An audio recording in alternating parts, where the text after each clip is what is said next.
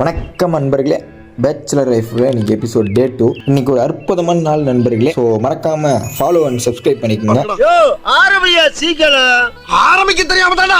So காலைல எழுந்துச்சு நல்லா தண்ணி குடிச்சிட்டு கம்பெனிக்கு கிளம்பிட்டேன் நண்பர்களே. தண்ணி நிறையா குடிங்க. இதை எங்க அம்மா என்கிட்ட அடிக்கடி சொல்லுவாங்க. அதை நான் அப்படியே உங்ககிட்ட சொல்றேன். ஒரு வழியா கம்பெனிக்கு வந்துட்டேன் நண்பர்களே. விடிய காலில் ஃபர்ஸ்ட் டே கம்பெனிக்கு வரேன். வந்த உடனே நம்ம நண்பரை தான் பார்த்தேன். அவர் என்ன சொல்றாருன்னா, நேத்தே 3 மணின்னு சொல்லிட்டு 4 மணிக்கு தான் விட்டானுங்க. இன்னைக்கு என்ன பண்ண போறாங்கன்னு சொல்லிட்டு புலம்பி இருந்தாரு.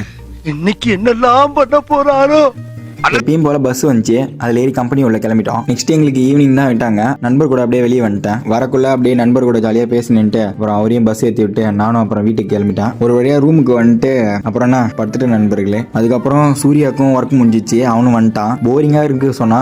ஸோ நாங்கள் 2 பேரும் சேர்ந்து செஸ் கேம் போட்டோம். 2 பேருமே ஈக்குவலாக தான் வின் பண்ணோம். அப்புறம் ஈவினிங்காக ஒரு ஐஸ் கடை பார்த்தேன். இங்கிட்டு இவரெல்லாம் பார்க்கறதே பெரிய விஷயம். ஸோ நானும் சூர்யாவும் ஐஸ் வாங்கி சாப்பிட்டோம். உனக்கு பிடிக்குமா? எனக்கும் பிடிக்கும். அப்புறம் வெயில்லாம் கொஞ்சம் கம்மியாக இருக்கிற மாதிரி இருந்துச்சு. அப்புறம் இத்தனை நாள் நான் போட்டிருந்த துணியெல்லாம் கொஞ்சம் துவைச்சு போட்டேன். வீட்டில் இதுக்கு முன்னாடி இதெல்லாம் பண்ணதே இல்லை, எங்கள் அம்மா தான் பண்ணுவாங்க. அப்போதான் இதோட வழிலாம் கொஞ்சம் தெரியுது. அப்ப நாங்க யாரு? Washing man. நெக்ஸ்ட் டே எனக்கு ஈவினிங் சாப்பாடு வாங்கி வந்துட்டானுங்க. ஏன்னா இன்னைக்கு தரமான ஃபைனல் மேட்ச் ஒன்று இருக்கு. பேசிக்காக நான் வந்து விராட் கோலி ஃபேன், அதனால எனக்கு ஆர்சிபினா ரொம்ப பிடிக்கும். அது மட்டும் இல்லாமல் இன்னைக்கு நாங்கள் செகண்ட் டிராஃபி அடிச்சிட்டோம். அது நினைக்குள்ளே கொஞ்சம் பெருமையாக இருக்கு. பட் யாரையும் ஹர்ட் பண்ணுறதுக்காக இதை நான் சொல்லலை.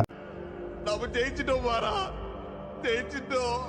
சாதிச்சிட்டடா நீ, நல்லா இரு.